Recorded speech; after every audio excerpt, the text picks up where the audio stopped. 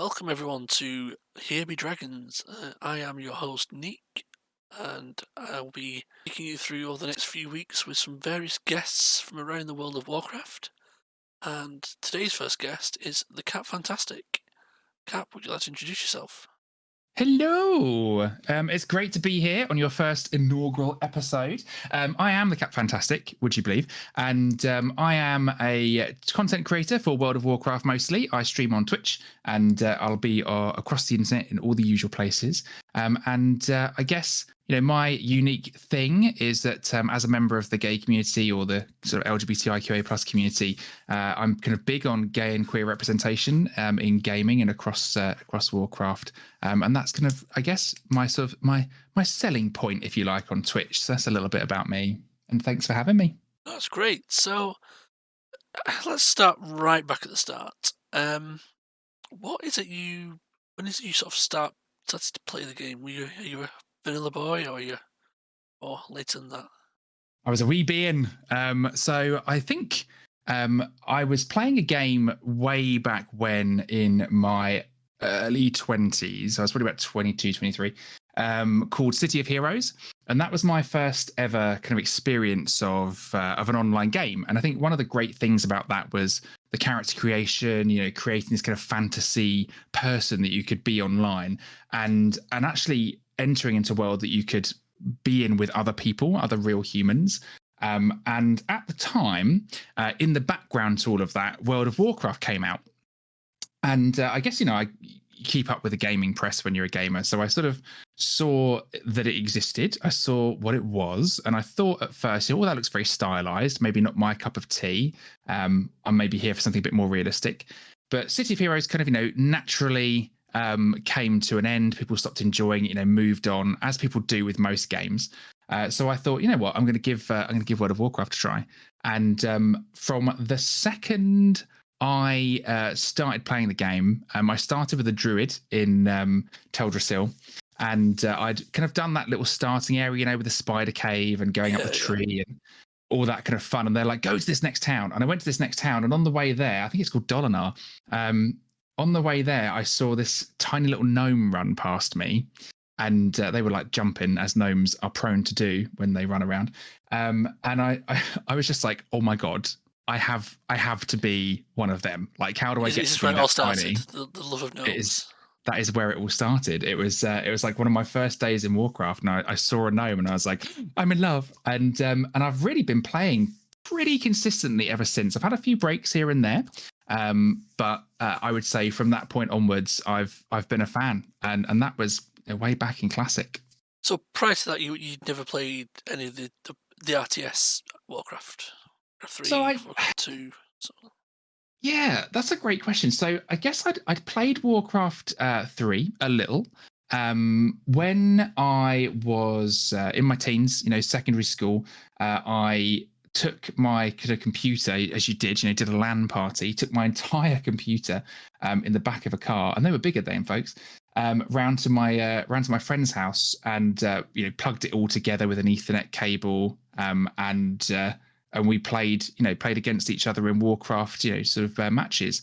So I did like that top-down strategy kind of approach to gaming. I loved Command and Conquer as well at the time, but I didn't get into the lore of it. I didn't see it as a story. I saw it as a game. Whereas I think when I started playing World of Warcraft in its MMO form, I began to realize that this was a whole kind of living, breathing world, and a kind of a growing story that evolves over time with the players. And that's something I've kind of really enjoyed about the MMO space itself. So you think the MMO Warcraft that was almost a blank slate for you coming in there with, you had a bit of pre-knowledge, but you weren't invested as such. Absolutely, yeah. And I would say it probably took me a few years, to be honest, to kind of fully invest in the lore. So, around about the time they originally, for the first time, opened the gates of Anchorage, I was like, I knew something big was happening, but I had no concept of what it meant, what the lore was, what the story behind it was. I was just kind of like logging in and hanging out with my friends in a guild at the time called the TJPF. We were having a blast, but I had no kind of in-depth connection to the story or the characters. It took me a long while to realize that I think it was Lady Presta Harvey. I didn't realize she was an Ixia until after I'd killed an Ixia. It was stuff like that. It took some time for me to catch. Well, I suppose vanilla as it is now is very. It doesn't have a singular narrative. It's patchwork stories that you sort of pick up as you go along and you put together as you play. And I don't think that really changed until TBC was still quite patchy, but it had a lot more of a fluid central storyline to it.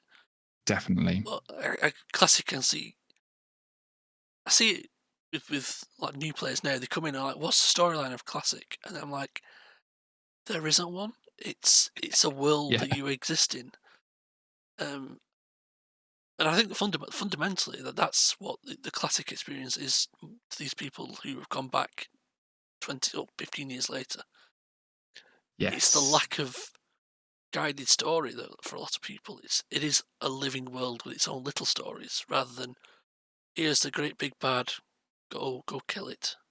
Yeah, definitely. It's much more of a sandbox experience, wasn't it? You kind of were thrown into a world, and there were these discrete stories, for each of the races, and discrete stories in different zones. But it was much more kind of like here are the zones that are roughly in your level range. Go and explore. Whereas now it's less sandbox, more kind of linear story.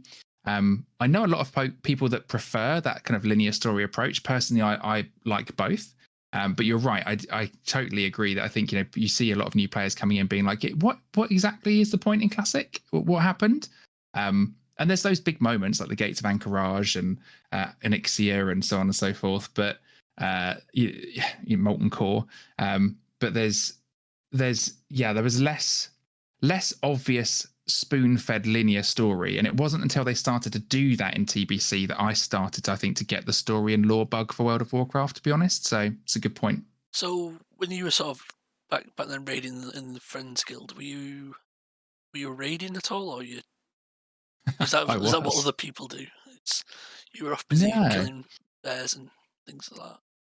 I raided very early on, so I have very vague memories of those early raids. But I was definitely there. I distinctly remember the second boss in I think is it Blackrock Spire, where you kill Nefarian at the end, where there's this big room with a massive dragon in it, and I was this tiny little gnome warrior, because why would you not be a gnome warrior, obviously?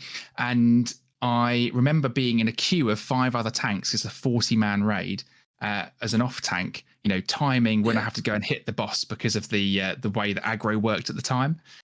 So I remember that distinctly. And I guess maybe I didn't know what I was doing. I wasn't very clear on how to play the game.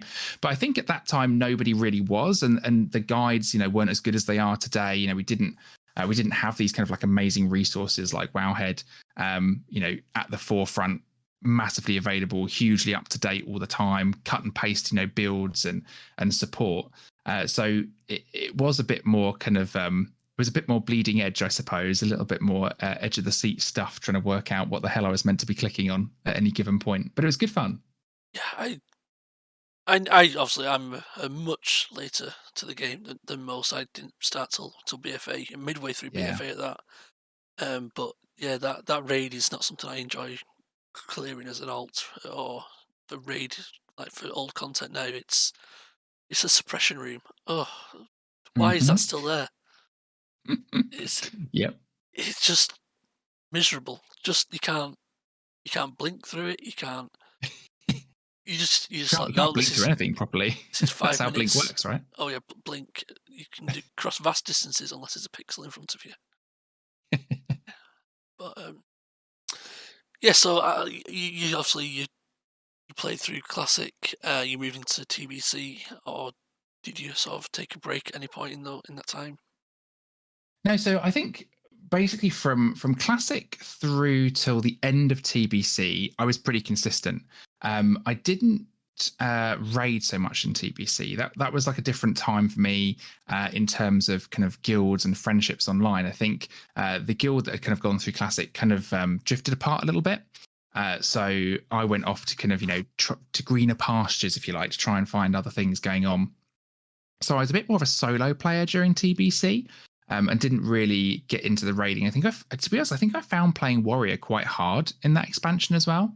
So it was more of a kind of a solo play expansion for me. I really kind of I remember flying up from Shatrath and grinding out the Sketis reputations and stuff. But I don't really have any kind of other major memories from TBC. There's definitely no kind of raiding moments or particular content highlights that I can remember from TBC. And it for me was I guess a more casual time playing than perhaps the rest of my WoW time has been. So you consistently playing sort of. When was your sort of first break? When was your first time you thought, I'm just going to take a break from the game because I'm either. What is the reason for that first break? Yeah, so I think it was towards the end of TBC. Wrath of the Lich King had been announced, and I know that like it's a. I mean, I'm sure you agree. I think most people think it's a really awesome expansion. Do you agree with that? I having not played it at level, I have sort of a different view on Wrath and how it's played. I can Okay. see that how the dungeons and particularly the raids were amazing. Even now, you can tell that they were Hmm. good.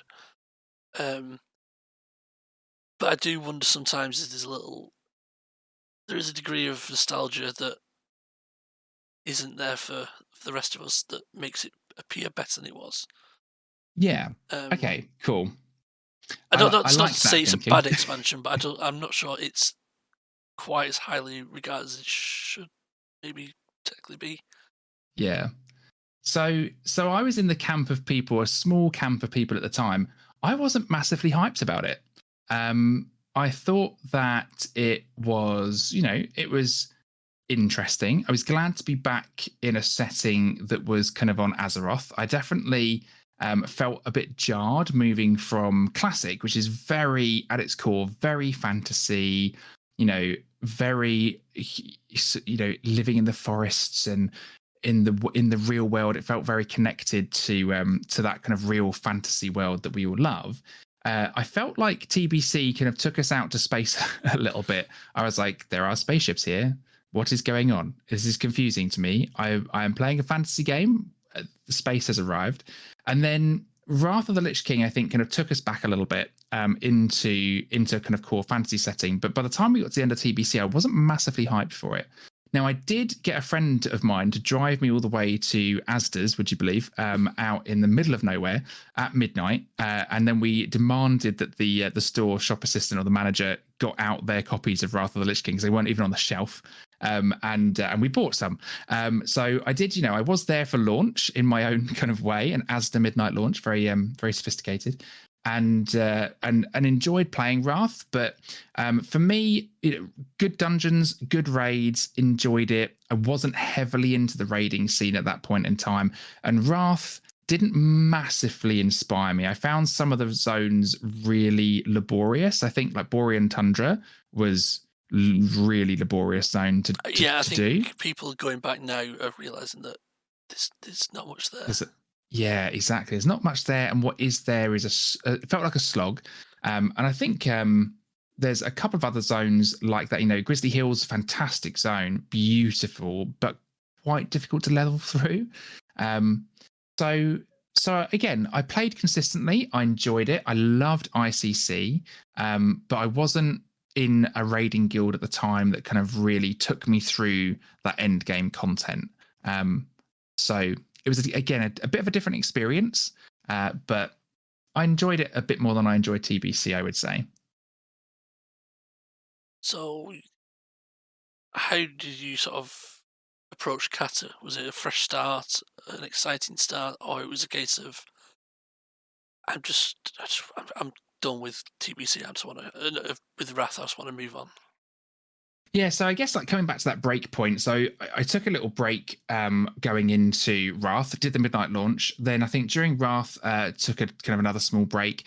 Those breaks were just more kind of like, oh, I need to refresh myself, take some time away. I'm playing this a lot. I'd want to come back with fresh eyes.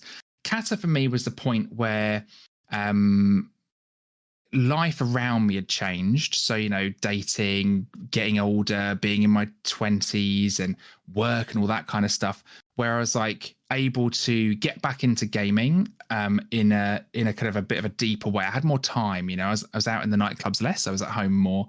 And I really enjoyed Cataclysm's launch.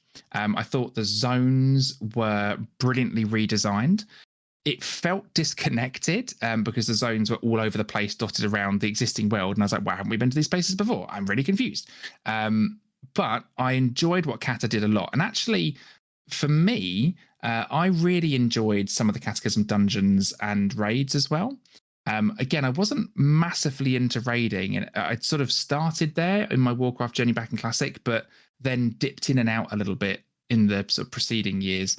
And Kata, again, not a massive raiding expansion, but one that I really enjoyed and I stuck with pretty much for the whole expansion. It felt like there was a lot to do because a lot of the older zones have been rewritten, and it was a really nice experience to kind of go back in, level something new, experience those old zones, but in a much more kind of coherently told sort of story. And I enjoyed that. And of course, some of the zones they completely changed up. Some of them went from being desert zones to being completely flooded underwater zones. So it was a very different experience. And of course, Cataclysm gave us our first kind of proper full underwater zone of Vashtir, and that was pretty cool. I really like that zone. You're a fan of that. That's a I'm a cancelable fan. offence for some I people. know. I know. I feel Yeah. like I can feel my followers dropping as we speak, but I think it was so fun. It was unique. It was completely unique. You got the seahorse mounts; they were unique. It looks unique. It was lush and vibrant and interesting. There were submarines, and it was stupid. So I kind of really fell in love with that zone as something quite unique and special in Warcraft history, and it still is to this day, I think. So having sort of flying, did you think that took something away from the old world, or was that, in your opinion, like the benefit to the game? Ooh, so that's a double-edged sword question, right? Because some of those early experiences in Warcraft, because it's such a large connected world, that's one of the things I fell in love with really early. Like, you start off in, let's say you're a gnome or a dwarf, you start off in Dunmorrow, and you do the snowy zone, and you go up to Ironforge, and you come back down again, and then it's like, oh, you're going to go to Lochmadan now. And if this was in any other game, that would be you go here, you walk through a door, and then you get a loading screen.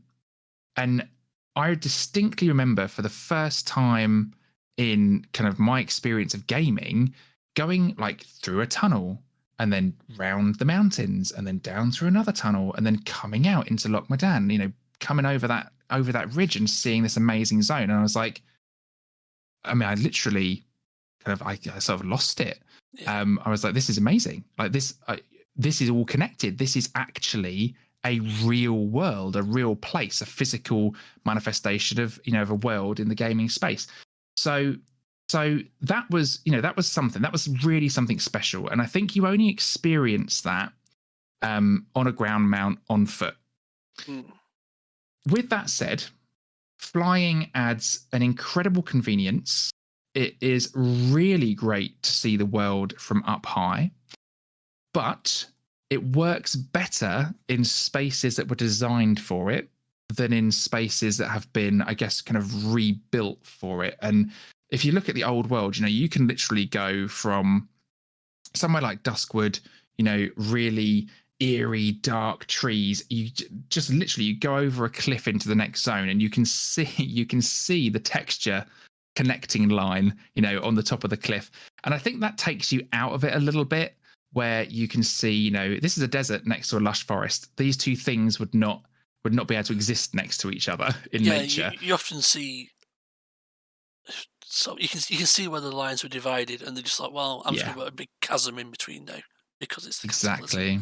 And it's like, hand wavy magic. It's just lava, and it Exactly. works within the context of the Cataclysm to a degree, It does. but it is obviously papering over some cracks, which Yeah. I don't know. You could tell the game wasn't designed originally that way, because why would you put those zones next to each other? Why would the blasted lands with the volcano be next to Dunmurrow? Well, near Exactly. Dunmurrow, it would never work like that. But And sometimes you it go did. downhill into the snow. I'm like, I think the snow happens higher and the dry happens lower. But sometimes you go downhill into the snow and uphill into the desert. You know, there's situations like that where I'm like, oh, it doesn't quite work. But what I would say, and I don't want to get on to Dragonflight too early, but what I would say is where the entire space has been designed around the concept of flying at pace and moving around a zone in an interesting physics-based flying sort of setup, it really works. I mean, it's headline feature for me. Yeah, so I brought So up a the question little teaser. because the question of flying, because it has sort of risen its head again, Hmm. and people are saying it should never have come in the first place. It removes you from the world, um, and by adding like the speed and the convenience of flight, you lose that connection to the ground level stories, and that adds to a. I'm not sure I could quite agree with this, but the idea that the more we move away from the ground level stories of Azeroth, the more the story has to sort of amp up and become about bigger and bigger things. And Hmm. you go from fighting bears in Redwood, the Red Ridge Valley, to fighting titans on Argus, and then the jailer in Shadowlands and things like that. And it's a constant amp up of stakes, and Yeah. you can never really go back to that ground level fighting Hogger in Elven Forest because it just doesn't work anymore. Hmm. And I flying was completely agree. apparently the beginning of that change for some people. Um, I mean, it's a tough one, right? Because Warcraft is unfolding in the way that, you know, a long-term piece of story work would unfold. And I kind of call it the Doctor Who effect. You know, you start early Doctor Who and you've got one doctor and a couple of companions and you meet the Sidemen for the first time and it's incredible and amazing and out of this world. But you take that, you know, 13, 14, 15 regenerations later, and you need 6 doctors, Cybermen, Daleks, and Sea People and Sea Devils, and then 14 companions to get together and form a self-help group to make the episode even remotely exciting, because you know you've done it all before, and then you have to have a big kind of, you know, plot device reset so that everybody on Earth forgets all the things that have happened, because quite frankly it's been too much and we're all traumatized.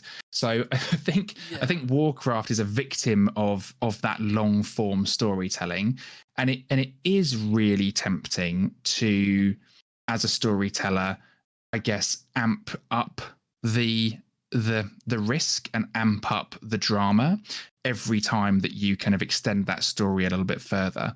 Um, what what I would say is, I think I feel like Dragonflight might solve for some of that, in the sense that even though you're flying a lot, it does feel like a very grounded story. You know, you're learning about this new mystical place. It is very grounded in character and developing this kind of more local story. It's a story that's exclusively about the Dragon Isles, the dragons, and it's grounded in that. It's not this kind of, you know, intergalactic space war that I think some of us were expecting might might have yeah, happened after the last expansion. Um, so I think, I don't know, because we've not in it yet, and you know we're not 2 patches deep, but I think we're headed in a much more positive direction story wise. That they've resisted that temptation to go, you know, we need this massive intergalactic chaotic throw everything in the melting pot story, and they're actually, you know, looking to kind of bring us a little bit, bring us back to Earth, but on Dragonback. yeah. Well, there was that recent interview that Preacher's done um, with the Blizzard team. So I've not seen these. Yes, it's not been fully released as of this recording, but he has had some comments, and they were then sort of reconstituted onto Warhead. Mhm. And one of the points that came up is they want to start telling this is difficult because you're hearing third-hand comments on this, but Of course. they want to tell longer form stories, multi-expansion stories, which Hmm. are, you could argue that they already do in some ways, and well, like Argus was a thing that's already existed, and then he stabbed the sword into the world. Sargeras stabbed the sword into Silithus, which led to BFA. But I think they're wanting something that's more consistent, where the big bad villain of, say, Dragonflight doesn't get his comeuppance at the end of the storyline, and it carries on into a further expansion. Yeah. And Where that I goes, like that idea. yeah, and I'm very keen on that sort of storytelling, because I don't see Warcraft expansions particularly as movies or books, where it's like it gets to Hmm. the end, I want a conclusion, I want a nice bow on it, tell me who the person is, and it's over. I see it more as a soap opera. So Yes. you're never truly at the end, you're never truly at the beginning, and it's constantly changing. And people say things like, "Oh, it's this such and such as a retcon," and I'm like, some things are retcons, but for me, finding more information about something or deeper information that's been revealed, that's not necessarily a retcon. That's adding to the Yeah. lore. Now, Absolutely. if that particular person in that case doesn't like that, how that law affects the world in themselves, that's a personal opinion. That's subjective. You don't like that story law, fine, Yeah. that's your opinion. But to say that is a retcon and bad, I don't, I don't think I can agree with you on that point. Particularly the one Absolutely was agree. of, we're skipping ahead to Shadowlands, was the Arthas thing, with how they dealt with Hmm. Arthas, and it was like, oh, you reduced his character. Well, no, because his character's had his arc. He's done everything he needs to do. I mean, yeah, they kind of baited people with the early Yeah, maybe there was some baiting screen. going on. Yeah, I but don't also, agree that they reduced his character. That's just where his character was right then yeah, and there in that moment, you know. But you're right. There was maybe some baiting there. yeah, he was like, oh, why are you doing an entire Shadowbringers? Oh no, it's called Shadowbringers. What's it called? Oh, what's the Afterlives cinematic, which Yes, was the basically afterlives. about Yeah, him, I couldn't think of it either. but in retrospect, it wasn't about him. It was about Arthur. No, but it was about Uther. Yeah, And it was absolutely. Uther's It was story, and Uther's Uther's story story. Yeah, was contained within that expansion. I it don't was. expect to see Uther. I don't want to say forever, but for a long time. I think Uther is now done as a Yeah, conclusion of the Arthur storyline, and we haven't moved on from that. The only characters I think moving on from that Warcraft 3 era is those who are still alive, such as Jaina. yeah. And I haven't done any of the questing of Dragonflight yet. I've kept myself quite spoiler free, but from what I know, there's no Jaina in it. Nope. I'm a Jaina stan. I'm quite sad about I that. would. I don't know if I can go 2 years without Jaina. Um, You'll survive. You'll survive. I yeah, think we might, I think we might see Jaina later, but I think, for me, I completely agree. I think retconning, so retconning is one of those, it's a buzzword, right? So it gets thrown around a lot by people that, are maybe not entirely sure in how they're using it. But the way I look at it, just to come back to an LGBTIQA plus issue, actually, the way I see it is, me coming out at, say, 20 doesn't mean I wasn't gay when I was 10. It just means you didn't know I was gay when I was 10. I haven't retconned my story. You've just learnt more about it. And I think a lot of the stuff that people call out as retconning is exactly like that. It's people going, "Oh, I didn't know that then, so therefore it can't possibly be true now." It's like, well, no, it's just the story has evolved. Stories do evolve. But to take it back to that point of that kind of multi-expansion storytelling, what that gives us as people that experience a story, and what it gives writers of the story as well, is this ability to really develop and build a character. And I think it would be fair to say, and again, coming back to Shadowlands, it would be fair to say that what our big baddie in Shadowlands lacked was character. We don't know really much about where they came from. It was told throughout. It was there. the detail was there, but we didn't have enough time, for that exposition to sink in and to mean something and to really build that character up as this is why they're so bad. They were kind of new to us at the start of the expansion, and they're gone at the end. And I just think that's unsatisfying. I think it's unsatisfying as a person experiencing the story, and I reckon it's probably unsatisfying to write it as well. So I guess if the design team at Blizzard are saying, well, actually we can tell these multi expansions, maybe more seasonal based content, we can tell things over a longer period of time, go a bit more long form, then it has those two effects. It allows you to kind of really build a character, give them exposition, and tell us more, so that the story payoffs feel better and deeper and more meaningful. But I think it also it gives them that ability to write in the long form without having to build things up to a massive crescendo every 2 years, and then try and hit a reset button when everyone is off the back of well, we just killed a giant world consuming old god. I'm not excited now. I'm back in the forest and you're asking me to pick berries out of 6 piles of dog poo. Like, why am I doing this? It doesn't feel consistent with your character, does it? There was that sort of little, I think it was Stephen who said, everything in Warcraft has happened faster than real time. So every expansion is 2 years. So every event is back to back to back to back. And when you actually think about that in context, the sheer pace of things that have been happening, it means there is never going to be time for development of anything. And exactly, like you're wanting like us to sort of move on to the Teldrassil's replanting, which we all think is probably going to happen in Shadowlands. I really hope so. Dragonflight. Yeah. There's a space on the map which looks eerily like it's going to have something there. But for the in character characters, it's like 4 years ago. I mean, for us, it's like a game. It's 4 years, but it's not. We don't think of it in real time. Yeah. Like that sort of like trauma over that short period of time.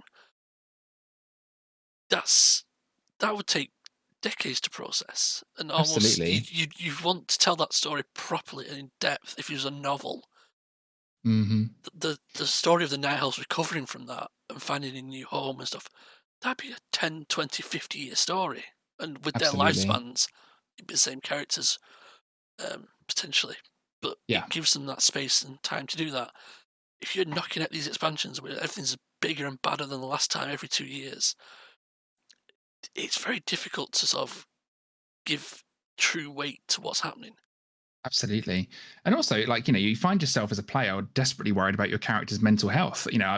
Like, I feel like, my character needed a break. In a way, I've actually enjoyed the fact that they're saying, well, there's this little time skip now. We've had some time. Our characters have been able to wander off and, go back to their farm in Pandaria and pick turnips for a couple of years, and maybe have a relationship, or, to go for a walk, go get something from the shops. In some cases. Exactly. Exactly. But I think it's actually, in a way, that's helped me develop my character in my mind as well, because I've asked myself the question of, what would my character have been doing? And it somehow makes the game, again, it gives you that space to tell your own story, to create narrative. And I think our characters all desperately needed that after years and years of back-to-back chaos. It's nice that there's an actual acknowledged time skip in the game now. Yeah, I was surprised it was. I half expected when he commented on this to say that it was going to be like, in this case, it would be kind of a retcon, and say that every year had like an increased time between the two. But I think it is nice just to have that break, to reassess, everyone just to settle. And pending the questioning of Dragonflight, it doesn't really start on a cataclysm or a great event. Like Shadowlands started with all the faction leaders getting stolen. BFA started with like the sword in the earth. Legion was the Legion invasion. So for your average peon in Ogrimmar or civilian of Stormwind, Dragonflight doesn't really matter at the moment. So they can still Yeah, live that quiet, idyllic life rebuilding. Whereas, absolutely. oh yeah, the adventures have gone off to Dragonflight and the Dragon Islands, and there's nothing at the moment, as it is now. There's no pending threat to the rest of the Yeah, Azeroth.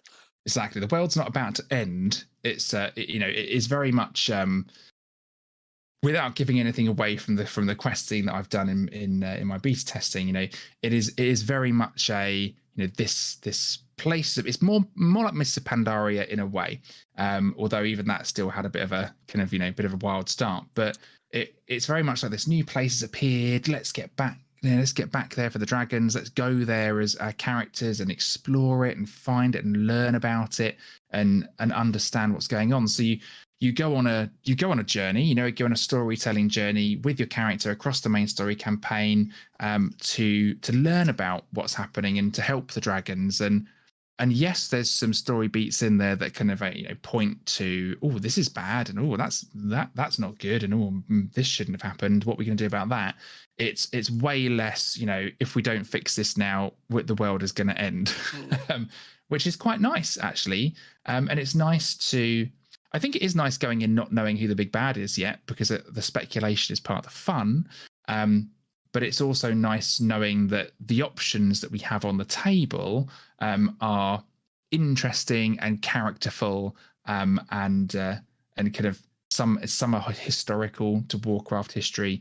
So that again, they feel a bit more grounded than a semi-robot dude created by the first ones come to steal our souls, and we're not sure why he wants to remake the universe. At this point, I don't want to dive too much into speculation. Of course. I think possibly in the future we'll have like a bit of a round table with a couple of the people, and we'll have is such and such a person going to turn evil, and is such and such a person going to do this and that. And we can have that little speculation when everyone's sort of like at least done the questing, and then everyone's up to speed. Yeah, because at the moment there's some very strong hints about where the story's going. Yep, they sure are. There's some hints which didn't go the way I wanted, and I'm quite sad about it, because I think certain elemental lords prime for a comeback. Mm-hmm. Talking about a multi-year expansion, imagine if at the end of this thing we think, oh, everything's done, and then Ragnaros 2, Son of Ragnaros, bursts out of Blackrock Mountain and hammers down on Stormwind. Yeah, but this time no legs. He's on a bike, surfboard. Yeah, surfing lava. But they could have come back. They would have been a very Azeroth-based threat, which is devoid from space goats and the light and the void and all that stuff. Yeah. But obviously, I think we, from what we know so far, the team have taken a different direction. I like that direction so far because I love my tentacly overlords. Both my mains are both void elves, so you're ready. The tentacles are primed. My mage has still got the Iron Azoth. I am ready for my lord to come and speak to me again. I've had that for. Wear the eyeball with pride. Yeah, we see each other when you're walking around. You see each other with the eye. We both know. And we see all the non-believers without the eye, and we both judge them. So we'll sort of move on a little bit now, and obviously you're a gay man. You've been quite open about that, and you're quite an advocate for speaking about that openly. Absolutely. Obviously, the world has changed a lot in the last 18 years since the game launched. Has the Warcraft community changed? Gosh, there's moments when you think, oof, it's 2005 again with some of the comments you see out there. But at the same time, there are people fighting back and in the way that possibly they wouldn't have done way back when. Absolutely. It's a really good question, and I think for all things like this, education is the biggest tool we have. Visibility and education. I think what has changed is that companies, organizations, for better or for worse, have begun to recognize that a portion of the people that put money in their pocket are representatives of the LGBTIQA plus community. And equally within that, representatives of the Black community or the Latina community or any other community, that is, marginalized or doesn't have the privilege that some folks do. Thankfully, what has happened to that, the corporate response to that, is to try and open up the doors, make that space safer for people from those communities. So I think what has changed is that things like the social contract now exist in Warcraft. People therefore are exposed to that when they start to game or they start to play the game, and they're getting that messaging that what, actually being a person of color or being queer is great and is fine, and those people are welcome here. And if you're not on board with that, then actually you're the person that's going to get basically pushed out of that community. Does that always translate to great behavior in the community? No. But does it mean that more people that are from those backgrounds feel confident to talk about those backgrounds? And we're talking about women here as well, to be fair. Does it feel that more people feel that they can be visible from those backgrounds? Yes, absolutely. It does. And I think over time, and it's always a marathon, never a sprint, that will evolve the community as well. And Warcraft and the Warcraft team, in their own little way, are doing their bit to help educate their community, and that for me is a good thing. Is there a hell of a long way to go for all of the communities and all the others around that that I've talked about? Absolutely. If we think about accessibility, the disabled communities that want to access games and enjoy them as part of their lives and have every right to do so. Yeah, it's good to see that There's Blizzard a lot of fights there as well. The Blizzard devs are actively trying to get those sort of people. Always about controls for Xbox, and it was never about that, and that was never their stated aim. It's to get, because Microsoft have that, I can't remember what it's called. It's like a multifunction gamepad. Yep. Designed for people with certain accessibility needs, where they can add on different like mouth controls or foot controls or larger buttons or whatever. And I think that's their focus. It was never about the Xbox. But like most things, when you progress technology, it eventually benefits everyone. So maybe it will come to Xbox in the end. But it was never designed for that goal. Yeah, absolutely. It was designed, it's designed as an accessibility tool. And I think ultimately, let's just bring back the healthy cynicism. Ultimately, Blizzard are a company. They're there to make money. That is their job. They have employees that need to get paid. They have shareholders who want money and dividends. So what they've in effect realized is that if gaming is for everybody, that increases the size of their customer base.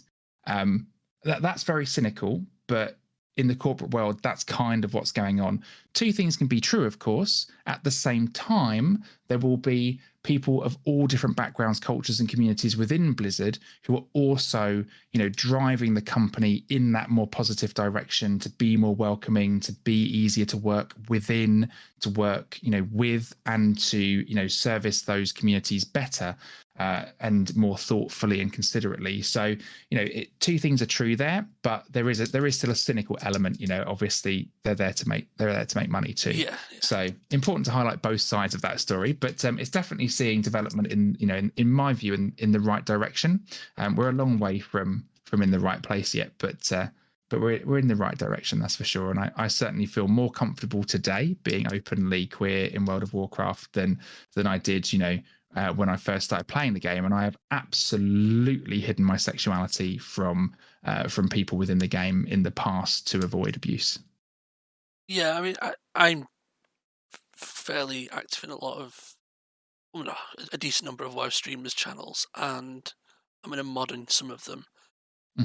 And I rarely see any sort of overly toxic behavior towards anyone, really. And when it does happen, it's usually shut down by the community, not necessarily the mods. I mean, the mods will Yeah, obviously action that, but the community self-moderates itself, knowing that we don't want that sort of person, we don't want that vibe in the absolutely. area. Um, and And I over think we're time, starting to see that in game as well. yeah, I mean, also you're in the new player mentor program, aren't Yeah, you? the slash wave chat. Good slash wave, because no one can spell wave. Um, but that honestly, I know people don't use it for the most part. It's not even well known within the gameplay. Like no one really knows. There's an NPC in Stormwind on Ogrimmar, and Yeah. if you stumble across it, you see it. But for those involved in it, basically it's new players who have never had an account or returning players. I think it's anybody pre-WOD, but it may be pre-Legion now. I'm not really sure. Yeah, I'm not Who've sure where come the line back, is yet for that. and they come back and they can ask any questions, and it's like a separate chat. And people who are now, I've disagreements about the way they've let this in. Initially, it was you had to have uh, several thousand hours of gameplay, Hmm. several thousand achievement points or something, or KSM, or ahead of the curve. It was quite stringent on who he got in, and the Yeah, and I reason for think you that had to have was, a character of that class at 60 as well, didn't you? If you were yeah, going to and you had to have an join the account chat in on that good particular standing. class. So, and the idea was that those mentors would actually know what they were talking about generally. That was the idea. Now, whether they couldn't find enough people or they found that those guidelines were too stringent, they reduced that now to just a couple of hours played post 60 and some couple of hundred quests, which is fine, but you often find guides now asking questions which were quite simple and shouldn't really be asked as a guide, and you Yeah. expect the new players to not be questioning what the guide knows. Um, but other than that, that's my personal gripe about that system. I think it's very useful, and I think it's very wholesome. And there are trolls in there occasionally, but they are very quickly weeded out and ignored. And you don't see much toxicity in there. And in fact, what you get the toxicity from is the new players who are used to coming from other games and flaming. So you'll hear Yeah. them. You'll see them type in some expletive or "fu" or something because they're in the wrong chat and meant to type it to their party members. Yes. You Um, get that a lot. yeah, and it's like I understand where that comes from because in games like League, it's kind of the culture, Yeah. fortunately, but that's kind of what goes on. You flame people for doing things wrong. That's not to say that doesn't happen in WoW, and I've had experience recently which I've tried to document. I've been leveling characters on the Horde side Yeah, you've because not had a fun time with that by the sounds of it. I've been leveling them for the achievement because I love achievements. Hmm. That's my thing. Um, so I'm trying to get the heritage armor for the couple of the other races. So I've Yeah. been leveling them up, and some of the abuse that the Horde sort of throw at each other is vile. And I posted a couple of like the more tame things on Twitter. But I've also been leveling some alts for some guild achievements on the Alliance, and I've been doing a lot more Alliance leveling than I've Horde, and I've not seen any of the same sort of abuse that goes on. Yeah, it's interesting, isn't it? I mean, I always think it's difficult to know. Obviously, that's you're speaking from kind of one person's Yeah, experience, it's my and it's hard to know whether that's coincidence or whether that is a divide between the player bases. I mean, we definitely know that that there is a definite divide between Alliance and Horde in terms of some of the access to keystones at higher levels and things like that. But it is interesting, isn't it? Like, I wonder what that is. I wonder if Blizz have data on it, and do they get more reports from Horde side, or is it just that there's more players there? I'm intrigued as but to what is it, if or is you're it a just the brand new bad player, boys and people play Horde? if you're a brand new player to the game and you're like, I just want to play where all the people play because they don't really know about cross Yeah. faction yet. I want to go where everyone is. Hmm. Unfortunately, I'm on Die Hard Alliance. You go Horde. because that's where all the players are. Fair Hmm. enough. But if you then go into start leveling dungeons and that's what you're faced with, then it's not a great experience for the new player to come in and see sort of homophobic, racist, and just general nastiness Yeah, thrown at isms you and lobias, because you don't know absolutely. how to tank this dungeon that's 15 years old and you started yesterday. Yeah, and it's always spectacular, isn't it? How linked to people's gender, sexuality, or race, uh, tanking or healing or just pulling something by accident seems to be.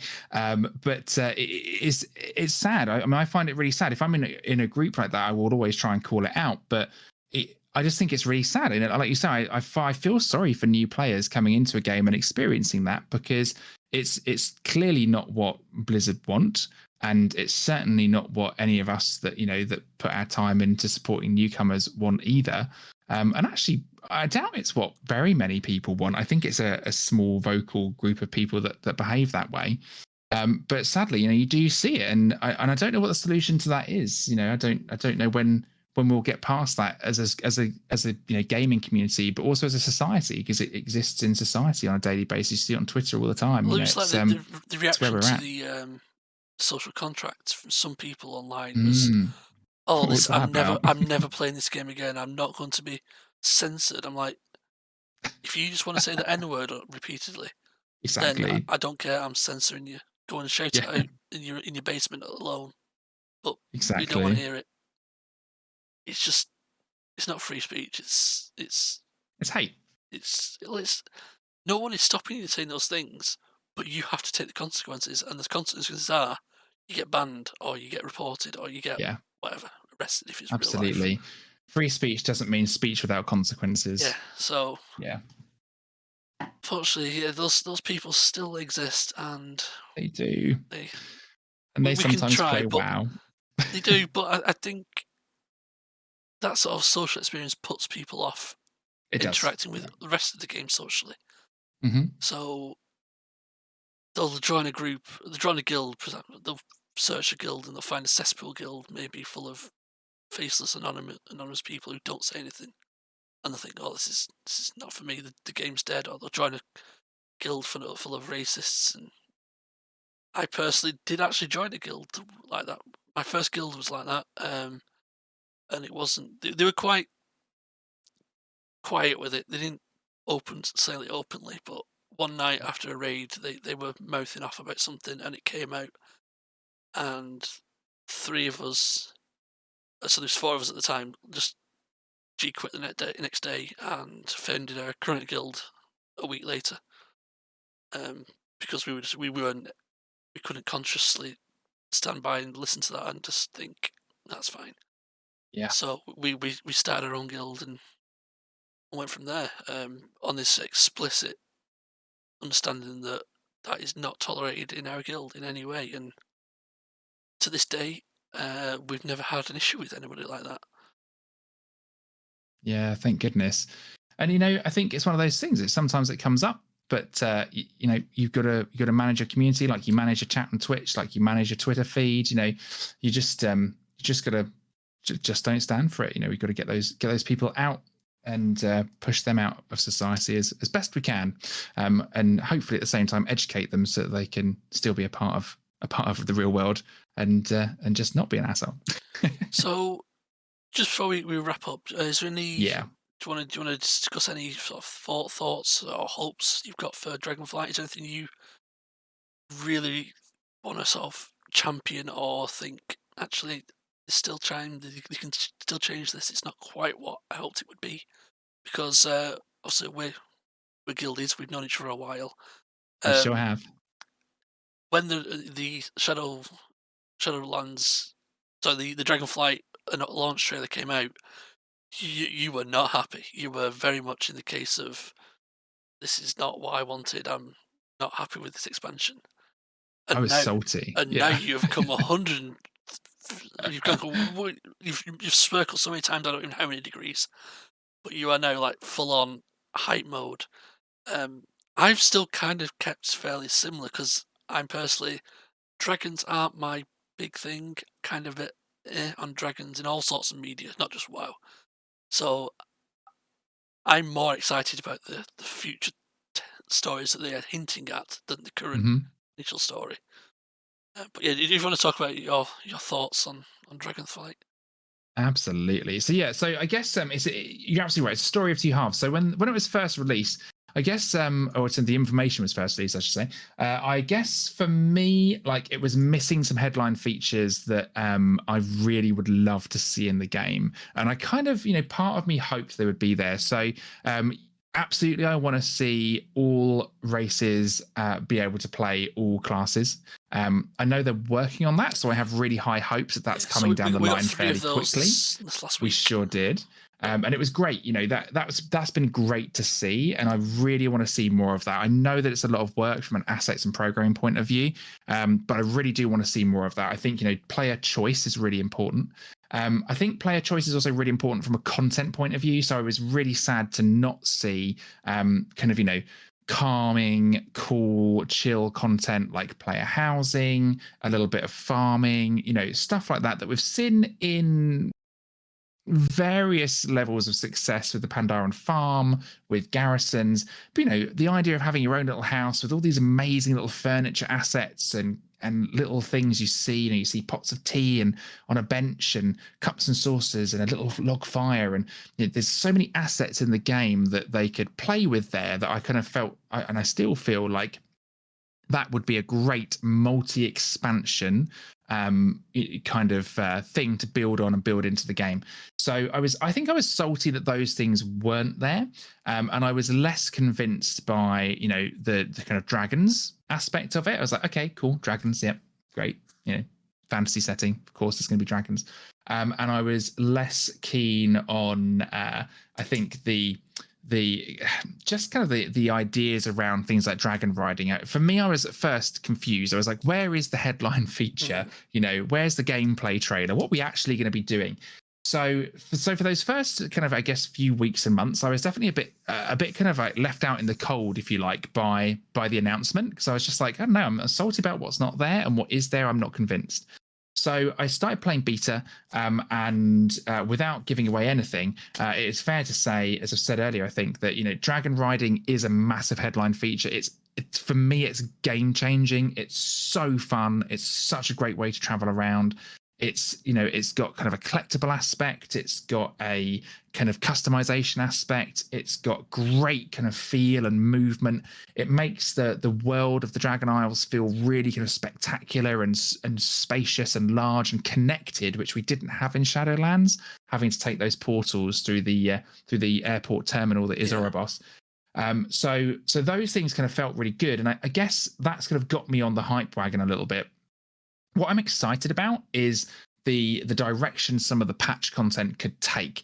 This is a very fresh, new era of storytelling, and it truly feels like almost like a renaissance for Warcraft, like a brand new era. And I really hope for the Warcraft team, who, let's be honest, after the last few years, they the people that are there and are working really hard, which is a majority of the folks, and are good, brilliant designers and humans.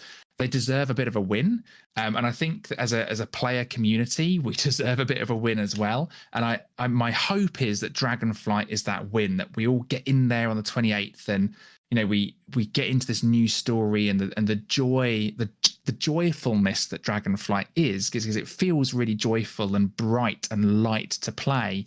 I really hope that feels like a big win, and that the patch cadence is right, and that we go in some really interesting places and directions with the story, and that is long form.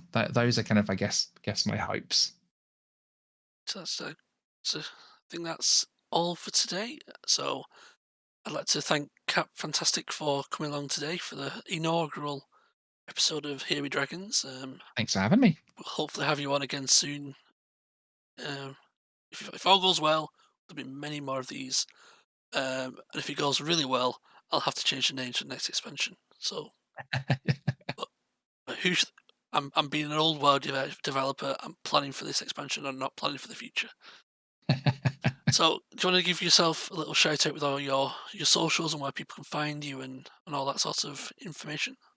Absolutely. So I am Twitch's premier gay content creator for World of Warcraft. I'm the Kap Fantastic, and I am available at the Kap Fantastic on Twitter, YouTube, Instagram, and of course, twitch.tv/the Kap Fantastic. Well, look at that. That's unified branding. That's what you want to see. You want to see the same name everywhere, and then you never need to search for it. Perfect. It's like I planned it. It's like you planned it.